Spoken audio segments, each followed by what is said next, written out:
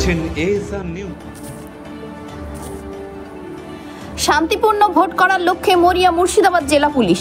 আর মাত্র একদিন পরেই লোকসভা ভোট, আর এই ভোটকে শান্তিপূর্ণ করার লক্ষ্যে শক্তিপুর থানা এলাকায় কেন্দ্রীয় বাহিনী দ্বারা রুট মার্চ ও টহলদারি দিল শক্তিপুর থানার পুলিশ।